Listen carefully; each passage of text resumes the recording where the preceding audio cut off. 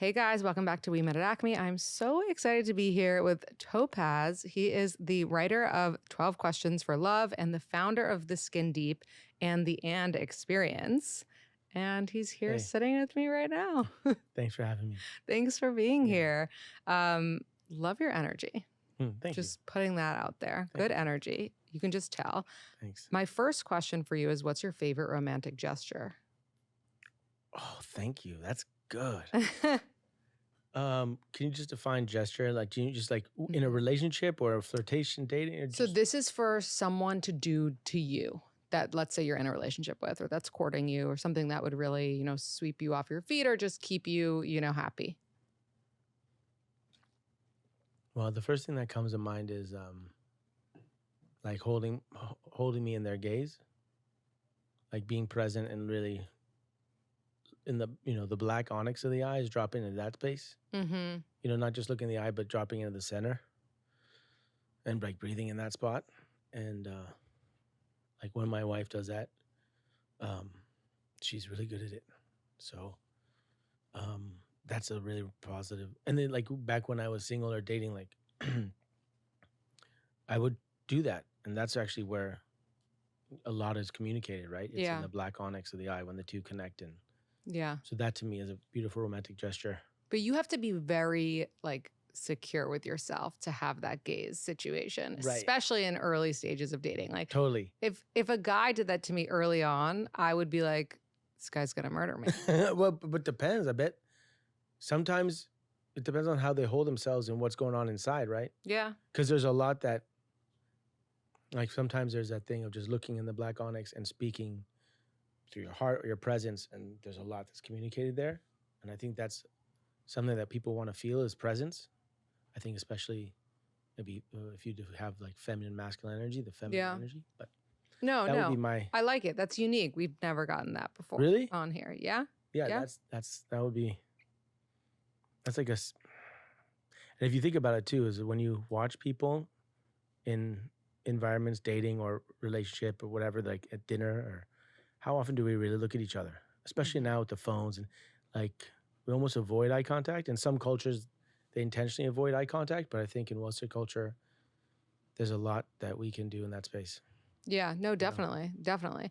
There's a, we're actually doing an event, or we did an event a month or so ago with this place called The Feels. And like what they do is like, I think it's like 15 minutes of literally just looking into each other's eyes to connect.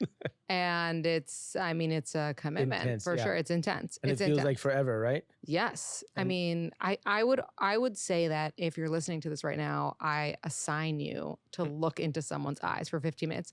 Your girlfriend at dinner, like it doesn't have to be a romantic situation, a friend, a parent. Totally. Anyone you're intimate with. Other. Yeah. And what's interesting too is that oftentimes people might think that, oh, I'm looking into their eyes and it's maybe invasive for them, but actually it's really about your comfortability to be. It's almost like a reflection of yourself and how comfortable are you in that space. I remember kind of learning that when I was a filmmaker making documentary films, and sometimes I'd go to places where it was quite difficult to be, like Agent Orange Hospital in Vietnam, and you see these kids who are quite disabled or have born defects. And when I'm filming them, at that point, I realized that sometimes I take the camera away because I felt like I was invading in their world. And that was a reflection of my own kind of inability to be in an intimate space or a vulnerable space. And so the same thing applies when you're looking at someone else's eyes. Maybe you want to look away, but is that not because of them? It's because of how hard it is on you. Yeah. It's like, oh my God, are they looking at the pimple? Like, are they looking at the pimple? Like, that's like the first That's thing. it. I was like, you're like, do they notice my eyes are two different sizes? You mentioned a wife. Mm-hmm. So I imagine your current relationship status is married. Yeah. Can you tell us a little bit about how you and your wife met? Sure. My wife's name is Ikari, which is cool because my name is Topaz. So it's like two people with interesting, weird, different names. Mm-hmm. But I was living in New York for 16, 17, 18 years. And I basically got burnt out of New York and I was heading to New Zealand. And my father was sick in Mexico. and he asked me to come as the oldest son to come support him and his wife as he was waiting for like a life-saving surgery. And so I went, but on the way I talked to some of my Brooklyn friends, and some of them are from Guadalajara, Mexico, and they said, "Oh, you got to meet these 3 people." So one of them was my wife, and when I almost didn't even meet her because she had a weird name, I said, "Who's this person?" Knock on the door, met her, and it's probably the most amazing soul of anyone I'd met. And the thing is that as someone who lived in New York for 16, 17 years, I say you can get married to the city because New York is so beautiful and so much things to do and so many amazing people to meet and have relationships with and connect and learn. You could kind of fall in love with that, and which I was. But at some point I had to get out. And then when I met my Ikari, what came up for me was, I know this other script. I know this other mode of having these intimate relationships with all these amazing souls that kind of come and go forever, how long or short they are. But this other one, this other script of being with one soul for a long time, I have no idea what that's like. And this is a soul that regardless of whether it ends horribly, I'm down for this roller coaster ride. I don't know how it's going to end, if it's going to end, but whatever. Like, and when I felt that, like, I don't care about the ending. I'm just down for the ride because I have no idea what that's like with this kind of individual or this soul. I was like, let's do it. So we tried it. So I jumped in, took back the path. I love it. How long ago was that? Because you told me you're 47. Yeah, I was 42. It was January 2018. Mm-hmm. And now we have 2 children. Wow, congrats. Yeah, I have 2 kids, Cosmos Ilan. Ilan means tree. Kept up the name thing. Yeah, Cosmos the interesting Ilan. Name thing. But my wife, yeah, and the other one is my daughter is Laila Oceana, Night Ocean. But my wife chooses the names, and then I balance them. So I follow my wife's lead because I think we should be listening more to the feminine. I mean, we are the one bearing the child. Yeah, and we should have. Absolutely. You know what? Thank you for saying that. Oh, yeah. Because I feel like, obviously, love my husband, so grateful. He's such an equal part in, our relationship. But in this pregnancy, I saw a meme recently that was like, pregnancy and like giving birth is like when you have a group project and you do 90% of the work and the other person gets the A. It's like, no, I did all of this shit and I want to name my kid whatever the fuck I want to name my kid. Like, and you're going to have to be okay with that. So what are you naming your kid? I mean, I can't. We not. You know what? By the time this episode comes out, no, I still probably will, unfortunately, be the baby will be inside me still. So I can't tell you, but I will say that we agreed jointly on the name. And that's fine. But there is a name that I want to name like a future child, and he's already vetoed it. And I'm like, what? It's not okay.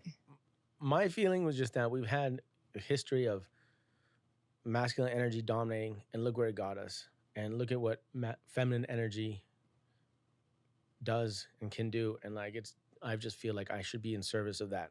And I am, because my wife, with her in her presence, she has access to a lot of things that I don't, and I should service that without giving up my identity, because then I can't really serve her. Right. I mean, yeah, but so when she came up with the name, my thought was I need to balance it. And she's like, we're gonna name him Cosmos. I'm like, fuck, we gotta balance that, because the other guy, the kid's gonna be in the stars all the time. So I named it Ilan, which is tree roots. So the earth, roots, Cosmos, he's balanced. I love that. Yeah. That reminds me of the astrological elements, which leads me to my next question, because I'm so curious. When is your birthday? May 18th. Oh, Taurus. So you are earthy. Yeah. And when is your wife's birthday? January 28th. So she's Aquarius. Oh, she's an Aquarius. Love that. That's, yeah, go ahead. I don't know much about astrology, but I always get a reaction when I say this. My son is triple Aries. Oh, wow. Yeah. Is he fiery? Oh, my God. I mean, he's like. I have never met a triple Aries. Sometimes my wife and I think like, is there something, like, do we need to raise him differently? And then I tell astrologist he's triple Aries. Like, no, she's all right. Just let him do his thing. Oh my gosh, that is wild. What are you? I'm Libra, which is the opposite of Aries. Yeah. So you're stable and balanced? Is that?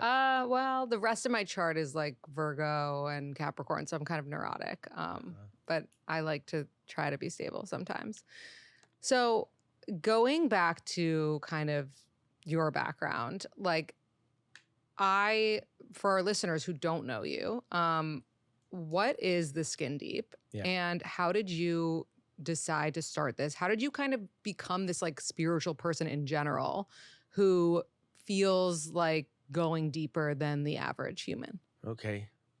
So the Skin Deep is one question, and the spiritual is another one. I'd say Skin Deep was 2013, 14, and I just saw how technology is affecting the human experience, being alive. You know, dating was then on OkCupid and apps, and how we were communicating. I have a brother who's 15 years younger. We were both living in Williamsburg at the time, both single, and I saw how he was dating differently than I was. His relationship with technology was different than mine, and therefore the way he communicated on text, it was different than mine.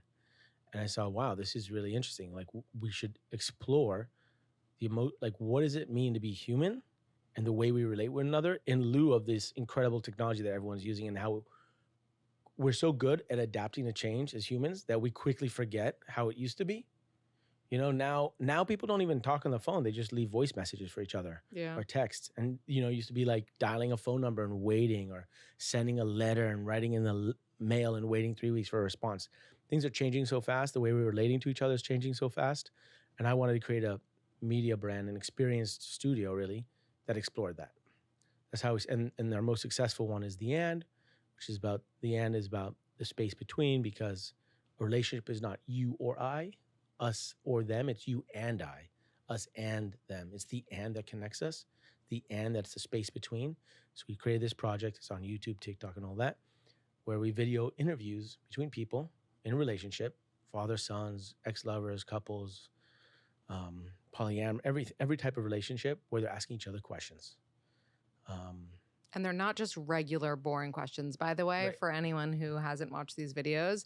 They're questions that you're like, why have I never asked this person that question? Yeah. And so that comes from, you know, the question is like, where does that come? I mostly write the questions, and where does that come? It speaks to the spiritual questions, just, and it's also in the book, you know, where I share is just, look, the pain of my experience as childhood, which was a very young divorce. I was 3, 4, and I basically mediated my parents' divorce, and I had a 15-month younger brother, so I was trying to protect him, if you will.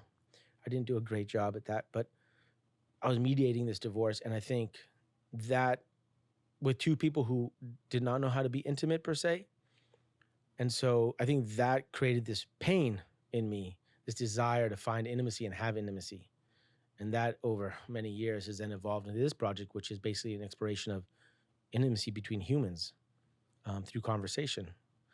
So I think that's how it led me to that, and spiritually, like, created a pain, which turned into a hunger, which turned into a hope. I believe it's a gift now. Yeah. Gift in terms of for others, you know, like The And is awesome. No, it is. I mean, I watched a bunch of videos earlier today, and I was just so curious, like, how do you choose the people that come on?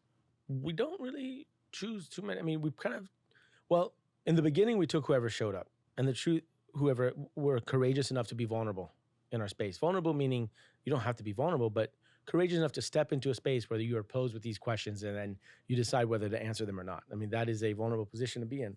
So we would take whoever would come along, and then now, same thing, we pretty much take, but we have so many applicants every time we do a production, and people actually fly in. We're doing one, like we did one in November, and people flew across the country. It's always, people are flying in from Miami, like they fly across the country just for that experience. So it's a real honor to hold that space. So at this point, with all the applicants, I kind of look for, where's the opportunity here to create a learning or a cathartic experience for these participants. Like, that's always been my case, but I'm really looking to that. And where is there a story or a relationship or an experience that we haven't quite filmed before? But I really feel grateful for what kind of has been bestowed upon my team and I with The And, because I feel like it's a responsibility, because we hold this tool, which is amazing, because frankly, there's so many stories in relationships. And it's almost like there's as many stories as there are grains of sand on the beach. So I can really just, any two people that have a relationship, you put them in this space and they can have an incredible conversation. So the casting is quite easy because it'll work with everybody. Mm-hmm. But the flip side is because it's such a powerful tool, we're trying to apply it to other important issues. We've done sexual assault, we've done incarceration, post-incarceration. So we try to apply this AND tool that creates empathy and deep listening to different subjects, different experiences of humanity. Mm-hmm. And the questions that you have these people answer, I'm curious, is there overlap with your book, 12 Questions for Love? And Yeah. like, are these questions, and I was thinking maybe we could go over like 4, if you would Sure. be so kind to tell us 4 of these questions. Not all of them, because we obviously want people to pick up the book and experience it themselves. Maybe even 3. But like, give us an example. What's one of them? Well, in 12 Questions for Love, the book I've taken the 12 questions that I've seen over the last 10 years that are create the most cathartic conversations, catalysts for depth and exploration. Because we have so many, but these are the 12 that I've seen work time and time again. And it's not just which questions, it's also the order. That's really important. And so that's what's in this book. And if you have this conversation with your partner, you will have a cathartic conversation. It's just structured that way. And you can have the same questions over again, and it'll be a slightly different conversation only because time has changed, shifted. So an example, in the book, I talk about like, how do you create there's 2 parts to having a deeper conversation. And we're not really trained or taught in our lives how to have that. And oftentimes, the inclination, especially when you have a deeper conversation, vulnerable, is to go fast because it's uncomfortable. Or not to do it at all because it's uncomfortable. So, but the truth is, in my opinion, the truth is that, there's a distinction between safety and discomfort. Safety is essential, but discomfort is good. If you feel uncomfortable, that's a sign, like I say, the path to growth is lit by your fears. It's lit by your discomfort. Follow wherever they appear and you'll grow. And so when you feel that discomfort, it's like, great, there's something to unravel here. There's something to unwrap, because inside that there's a nutrients or an energy that will fuel your growth and the relationship's growth. So that's what's in the book. And part of that is creating the space of, to explore discomfort, but safe. And then the other one is the questions. What are the questions? How are they written? And in what sequence are they offered? And so like one example, does that make sense? Yeah, no, that does. So you can have that conversation with your husband and let me know how it goes. A lot of people have. Well, so give me a question. Well, so the structure is, the first 3 questions are really about the past and the unique synergy of your relationship.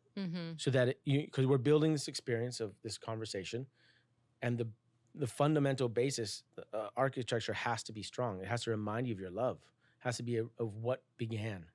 So, what is one of your 3 favorite memories we share and why? That's not in the book per se, but those kind of questions are like, right. Or a question that's like, when was the first time you knew I loved you? Oh, that's a cool reframe. Yeah. So it's kind of like, let me take you to the beginning of your relationship, through the middle, through where we are now. Well, let me say, if your husband shows up tonight and says, Lindsey, why do you love me? You're not going to wonder why you love him. The first question you're going to wonder is, why the fuck is he asking me this question? Right. What's the context? So if we build a context, you're playing a game and he pulls out a card, why do you love me? You're not wondering, because we're playing a game. The question was, why do you love me? So now the space is created where you can answer it. And more importantly, arguably, it's for him to receive it. Right? So we create a context like, hey, we're going to play 12 questions for love. Okay, we're going to have space, we're going to have time. These questions come up and we're going to explore them. And we're not going to wonder why we're asking the question, because we know we're playing this game. And then the questions are not, hey, Lindsey, what do you think about love? It's about, how do you think we think about love differently? The questions are always about the space between. So it's not, if you look at 36 questions, Arthur Aaron's 36 questions for love. Yeah, I refer to that all the time. Yeah, if you look at that, that might be good for strangers, but not necessarily for one who are in a relationship, because very few of the questions ask about our connection, right? So many questions are like, what do you think about love? Or what are you scared about most? If your mother asks you that, if I ask you that, or the waiter asks you that, you're going to answer those questions in the exact same way. Right. But if I ask you, how do we think about love differently? How do we face fear differently? That acknowledges the relationship. So if your mom asks you that, you'll answer differently than if I ask you that, or right? You're acknowledging. That's so true. So the questions are shaped like that pull at the thread of our connection. Mm-hmm. And we're not taught how to do that in life. Hopefully this book will put that blueprint into people's hands, because there's so much like ingredients, rich nutrients in the relationships of your life that we rarely explore, because maybe we're uncomfortable. We don't know how to do it. And here's a architecture for how to do it. Here's a mechanics.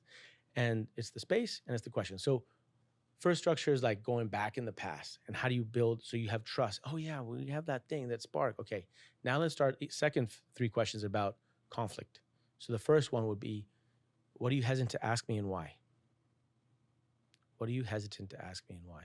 What if the answer is nothing? Like, and I'm just saying this in the context Totally. of myself, right? Like, I ask my husband too many things.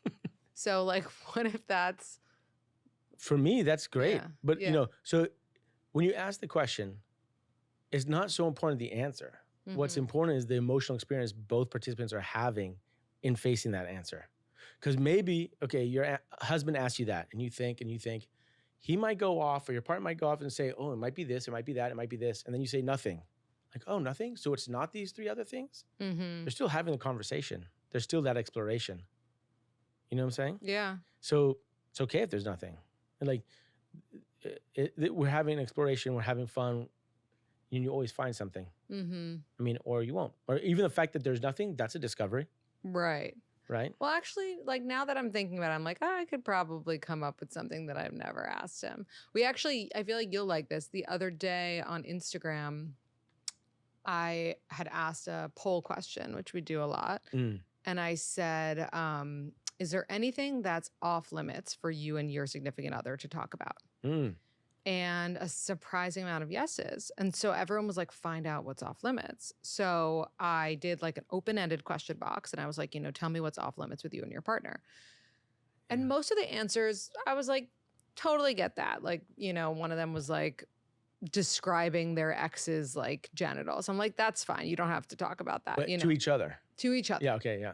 I'm like, that's good. The other person's like, their body count of how many people they've slept with. Another Mhm. person was like, how I really feel about their sister, like understood, But then there were things that I really felt like people should have discussed, right? Like salary, for example. Interesting. Another one was like stomach digestive issues. I'm like, how could you not discuss that? Uh-huh. That's 80% of our conversations, Mhm. truly. Really? Like, yeah. Wait, you and your husband's conversation? Yes. Oh, wow. Well, just because, first of all, we both have weak stomachs. Uh-huh. And second of all, I don't know. I have this theory that happier, better relationships are able to like talk about pooping and to fart in front of each Right. other and stuff. Like, Yeah. if you can't do that in front of your person that you're with 98% of the time, like you're not being yourself. I agree. It's I crazy. mean, I just think, yeah, you're being another, yeah. But then there were like other things that I was on the fence about. Like someone said weight, Mhm. and I was like, I get that, especially if you've struggled with like an eating disorder. Like, I guess there's no reason to tell your partner your weight and, whatever. Yeah. There were like, what my parents really think of my partner, or like if they make a mean comment about my partner, I'm not going to tell them that.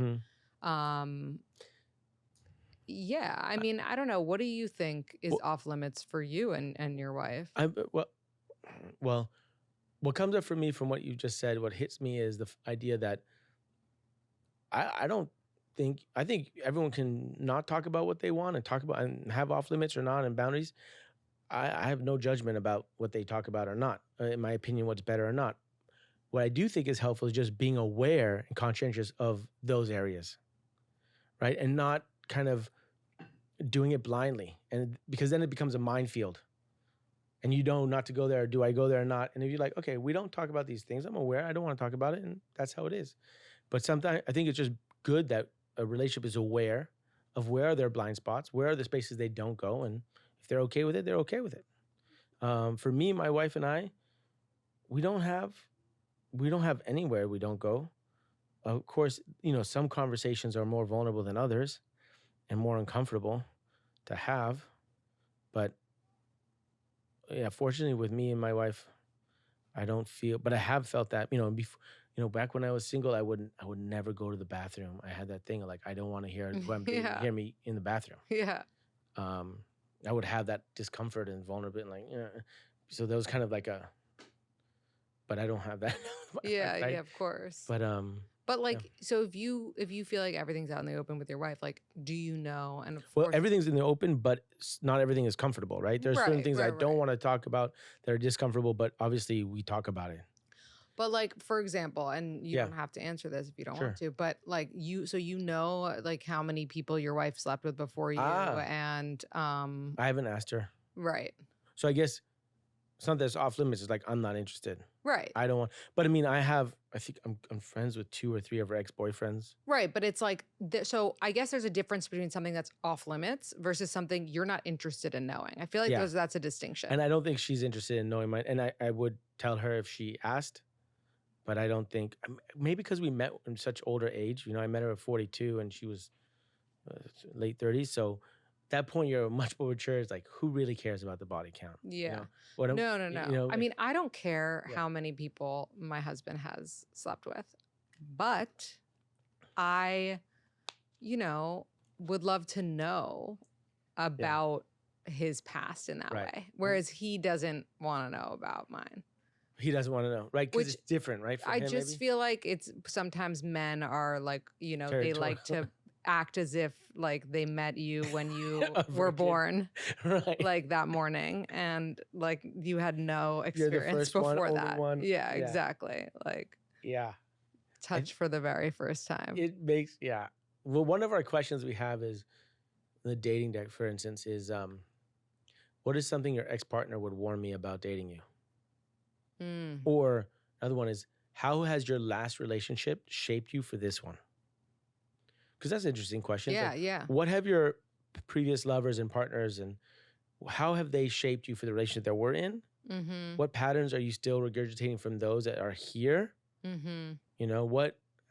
That's an interesting exploration. Yeah, I love that. I have given the advice to ask. It's basically the same question, but it's like, what would your ex say is like your blind spot, or like something Right. that you continue, that your pattern that you cannot like escape or something, That's helpful. Yeah. Or like what is, yeah, just like, right. Like what would all of your past relationships kind of like, what would the negative feedback be? Something like that.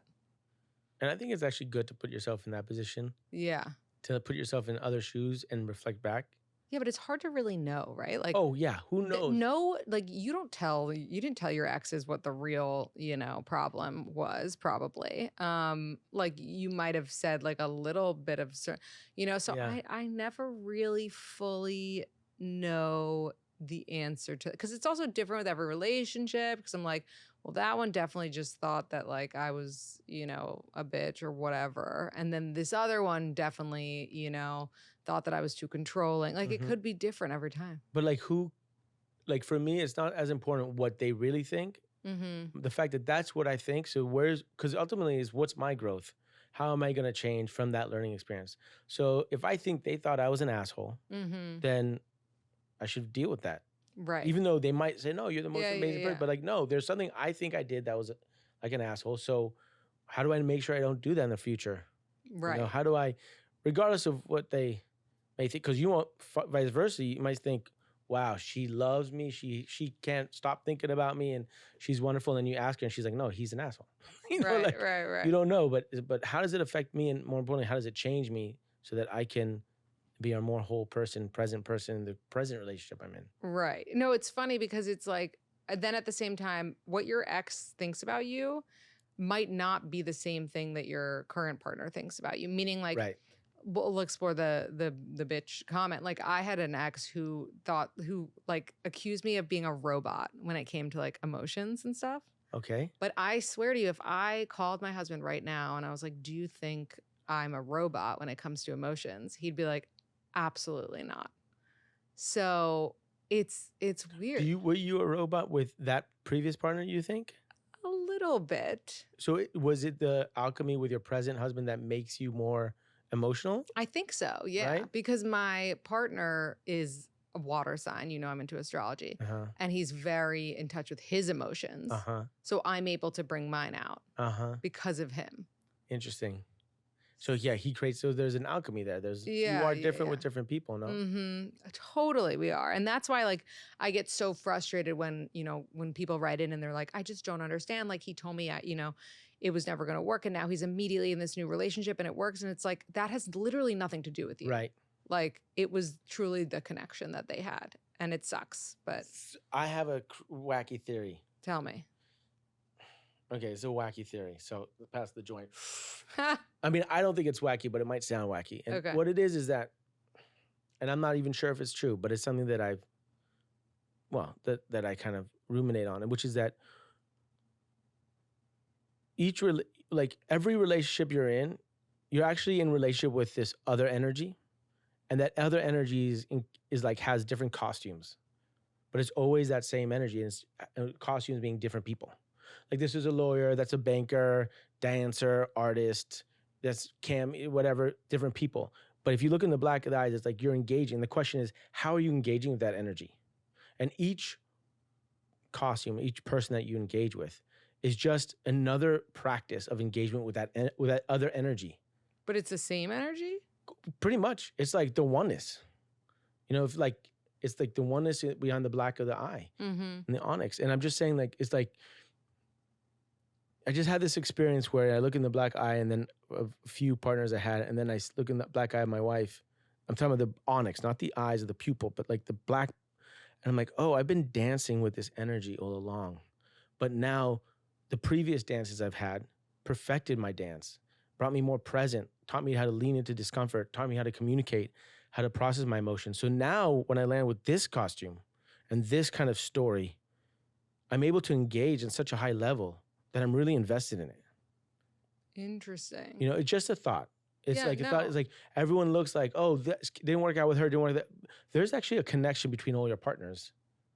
Oh, that I right? believe. Yeah. There's like a thread, Mm-hmm. and then that thread brings you to us, and then you will find the partner that lasts or takes you on a certain journey for however long, children or not, or polyam, whatever.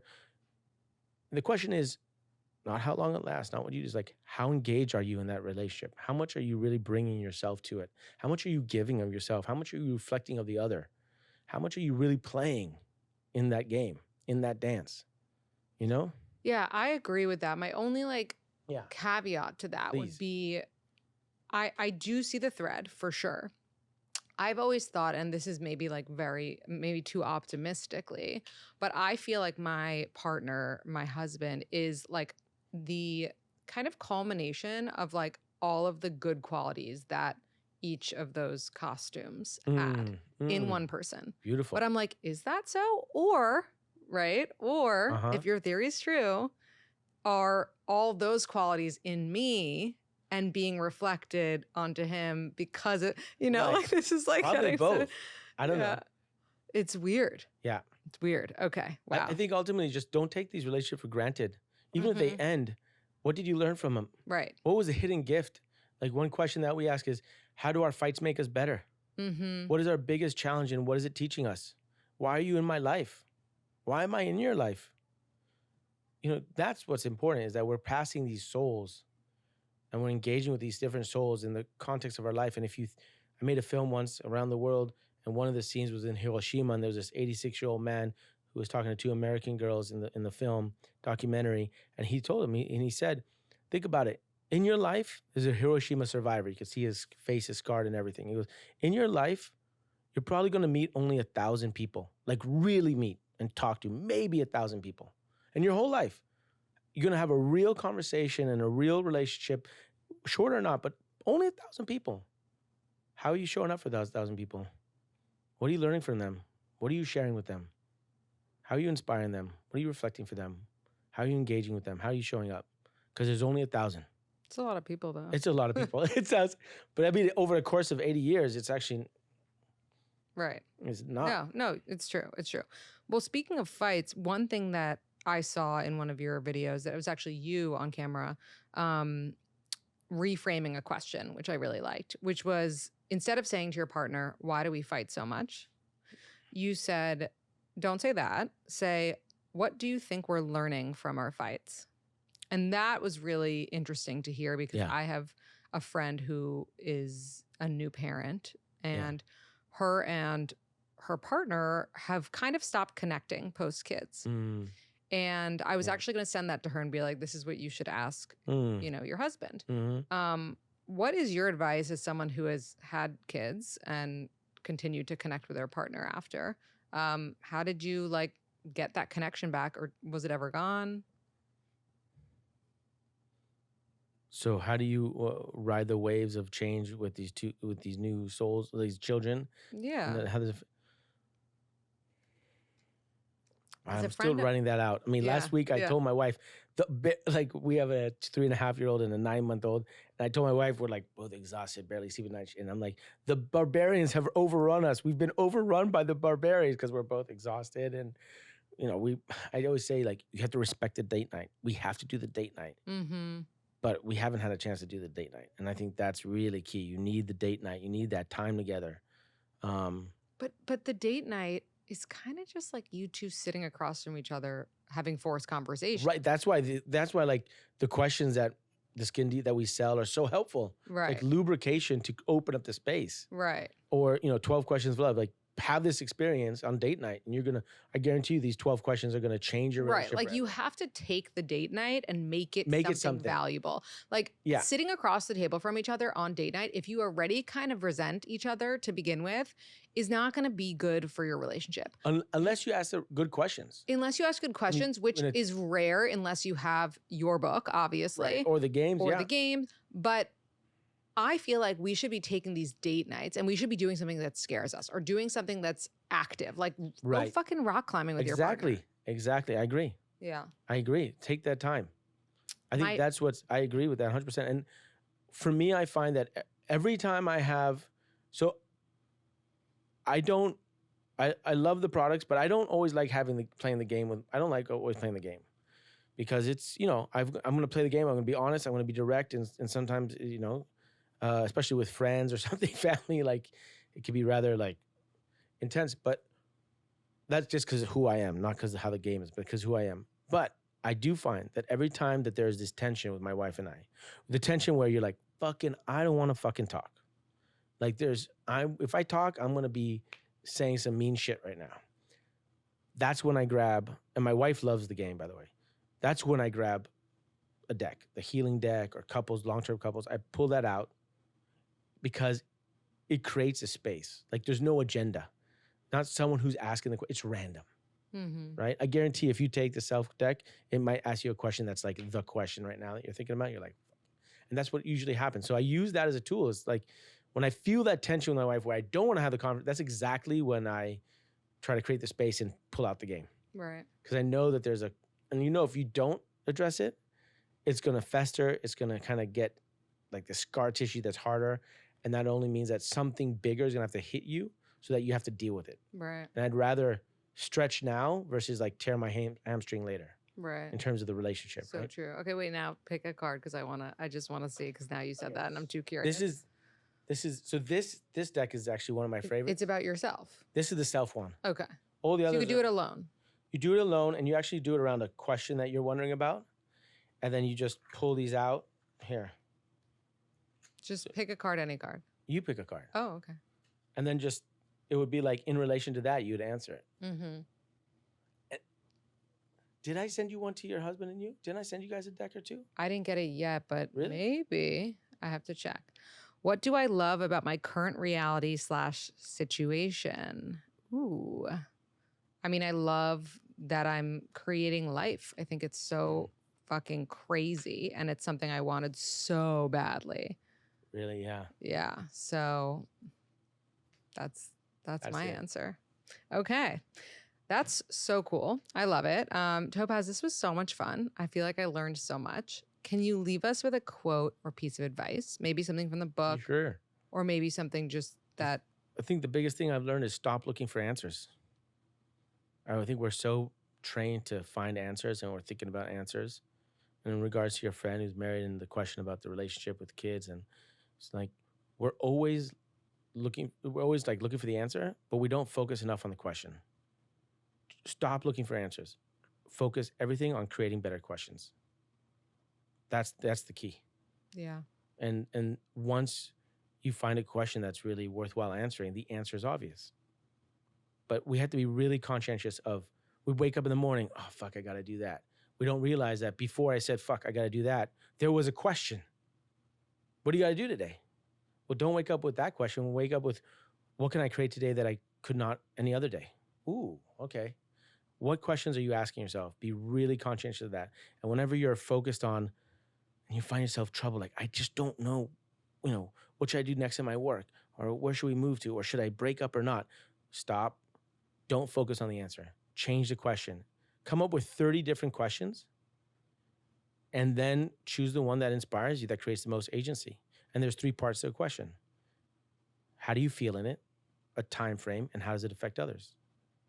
So if you're wondering if you should break up or not, you go, what's the best thing I could do in the next 3 months that makes me feel inspired and vital and supports my family or inspires my friends? And just keep swapping different options in those 3 slots and find the question that you love, and then the answer becomes obvious. Awesome. Love it. Everyone can get your book January 2nd. Yeah, it's already out. It is out. 12 Questions for Love. Where can everyone find you? Find The Skin Deep on social, all the things. Yeah, we're on social, The Skin Deep. Our website's theskindeep.com. 12 Questions for Love is available, audiobook, ebook, and book everywhere. So that's it. Thank you for having me. Thank you so much. Yeah.